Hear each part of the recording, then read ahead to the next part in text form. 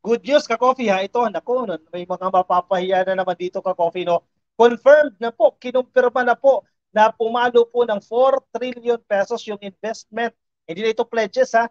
Investment po na nakuha ni Pangulong Bongbong Marcos mula po sa kanyang mga pagbisita sa iba't ibang mga bansa. Uy, naku, napapahiya na naman yung nagsasabi dyan na nagwawaldas lang yung ating presidente sa paglabas ng mga bansa, no? Nagwawaldas lang daw po ng salapi.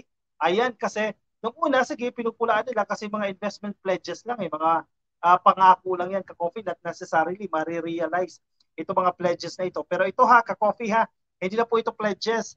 Ito pong foreign trips ni Pangulong Bongbong Marcos ay nag-yield po yan ng 4 trillion pesos confirmed investments. Ayan ha, confirmed investments na po yan according po sa DTI or Department of Trade and Industry. Since his inauguration, President Marcos's foreign visits have garnered around 72.17 billion US dollars so katumbas po yan ng 4.019 trillion worth of investments which are now in various stages. The Presidential Communications Office or PCO said on Tuesday, citing reports from the Department of Trade and Industry. Yan ha. Malinaw po yan ha. Ito pong 4 trillion pesos na investment na ito ay ongoing na. Nasa various stages naman po yan. Kung ano man yan, kung research naman yan, kung nasa phase 1 na yan, or kung ano mang phase ng expansion yan ng isang negosyo, nagsisimula na. Ibig sabihin, nakakapag-generate na po ito ng karagdagang trabaho at nakakaambag na sa ekonomiya ng bansa. Again, hindi pa po kasama dyan yung ilang mga pledges recently na ongoing pa rin po yung pagpaprocess. These investments were said to be in the business and investment promotions, operations, and signed agreements that were already realized and have been consolidated or have been combined as financial items for different sectors in technology, manufacturing, health, energy, and other investment services. Tumataginting na 4 na trilyon. Malaking bagay yan sa ekonomiya natin, lalo't na nasa recovery phase pa rin po tayo dulot ng COVID-19 pandemic. Specifically, the PCO cited that this consists of 205 US dollars, 205 million US dollars or 11.4 billion pesos in business investment promotion agencies or IPA registered with operations at 54.75 billion naman po business plus IPA registered at 282 billion pesos na IPA registration in progress operations. Kasi yung iba dyan ka-coffee, ano na, may mga businesses na sila na nag-exist na dito sa Pilipinas. So more of expansion na lang po ito ng kanilang mga operations. More of nagba-branch out na lang po sila, branching out na lang ng kanilang negosyo dito sa Pilipinas. Yung iba, totally new talaga, new businesses yan. Pero syempre, yung mga ganyang medyo mahaba ang pinagdadaanan yan, medyo mahaba-habang proseso kapag bago yung negosyo. Mas maganda itong mga bago lang, mga nag-exist na mga negosyo at more of expansion lang. So malaking bagay po yan. Mararamdaman na ba ito? Siyempre, ang komento ng iba dyan hindi pa nararamdaman. Definitely, hindi pa agad-agad sa coffee, no? Kasi kahit ganoon din naman during the term of Pinoy, yung mga magagandang nagawa nila, hindi naman agad naramdaman during their administration. Sa mga sumunod na administration pa. Same thing with the administration of Duterte. Hindi naman agad naramdaman during his term, no? Yung iba, actually, hindi pa nga mararamdaman at yung iba ay mararamdaman ngayong administrasyon na ni Marcos. At least ang importante dito, kumilos. Hindi yung natulog, di ba? Kung natulog ka sa kakungan sa kamakakuha nito mga pledges na ito. Kung hindi nagkaroon ng starting point, hindi nagkaroon ng pledges, pupunta pa tayo dito sa 4 trillion pesos na ito, na investment worth, no? Definitely hindi. Kaya pahiya itong mga nagsasabi na hindi na dapat lumabas yan itong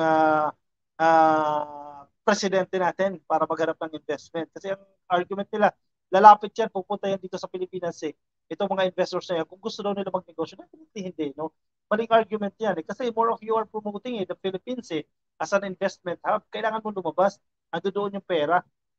Parang tourism lang yan Maliit na sektor ng tourism hikayatin mo sila, inform mo sila na ganito kami at pasok kayo dito sa Pilipinas.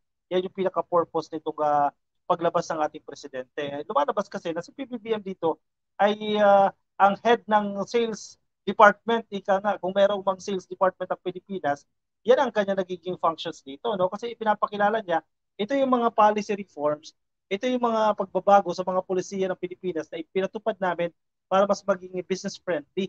Ito yung mga initial incentives na binibigay po ng gobyerno para sa mga gustong mamuhunan sa Pilipinas. At iyan, nagsisimula na pong magbunga itong mga effort na ito, itong sacrifices na ito. Yes, may cost talaga yan. Foreign visit yan, gagastos ka talaga dyan.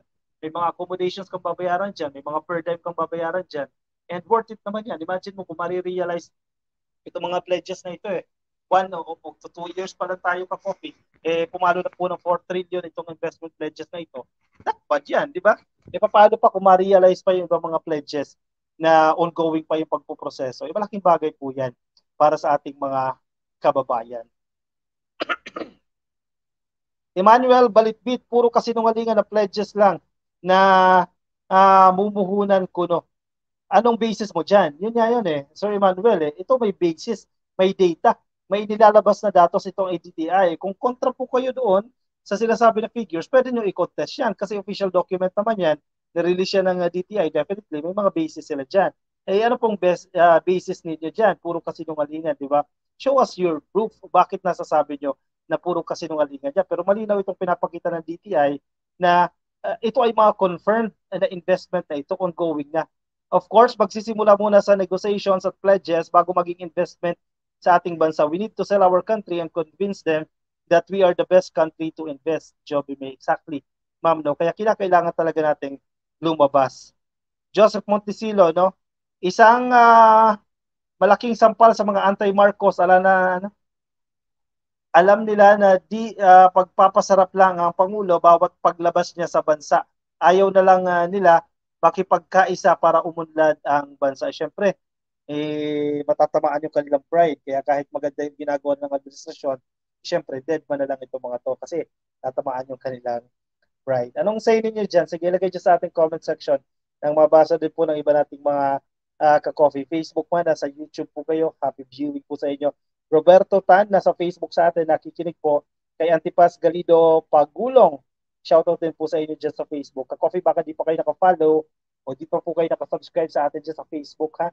I-click lang po yung follow or i-click lang po yung subscribe dyan sa ating Facebook page. At kung nasa YouTube po kayo, ay i-click lang po ang subscribe. Melanie Zhu, solid BBM supporters. Marilu, good evening po sa inyo. Kaloyal Cocomelon, hanggang salita man lang sila nabudol, wala namang basihan. Exactly. Kung sasabihin mo nga fake yan, pakita ang proof. Bakit nyo nasabing fake yan? Kasi itong report natin, may basis ito. DTI ang nagsasabi niyan. Pwede ba kayo, pumunta kayo ng DTI or kung ilabas itong document na ito, i-cite ninyo yung reasons ninyo, paano nyo nasabi na fake yan. Antonio Binosa Jr., ang mga kumukontra dyan ay mga DDS shit daw. DDS shit, anti-Marcos. Sabi ni Antonio Binosa Jr. Filipina Escala, good morning. Happy viewing po sa inyo. Kailan kaya lalabas ang Pulburon video? Don Gildo, Bomtak. Anong Pulburon video yan? Kung meron, ilabas na ninyo. Kung meron yan. Sabi ni Emmanuel, no, bobo ka rin, ka-coffee, may karapatan pa rin ng ICC even hindi na tayo kasapi ng ICC. Wala akong sinasabi na may karapatan. Ang nililinaw ko dyan, walang jurisdiction. Yun ang sinasabi ko kanina. Walang jurisdiction ng ICC as of the moment dahil hindi tayo miyembro ng ICC. Sinasabi ng ating presidente, yung question sa kanya, kung ano yung plano ng pagre-rejoin sa ICC, sabi niya, it is under study. Malinaw yan, Emmanuel Escalona. Wala akong sinasabi na may karapatan ang ICC. Ang base sa allegation, base sa opinion na inilabas ni dating presidential spokesperson Harry Roque, yung mga affiliate ng ICC or connected dito sa mga ICC prosecutor ay napapadalas daw po ang punta sa mga law offices, no, na tumutulong sa mga biktima allegedly ng war on drugs. Excuse me. Mel Warren, happy viewing po sa inyo. Victor Quirino, feeling kasi nila sila ang nasa poder ng gobyerno. Di na lang sila sumuporta sa admin ni PBBM. Actually, ano ba ibig sabihin na? Nahirapan mag-move on?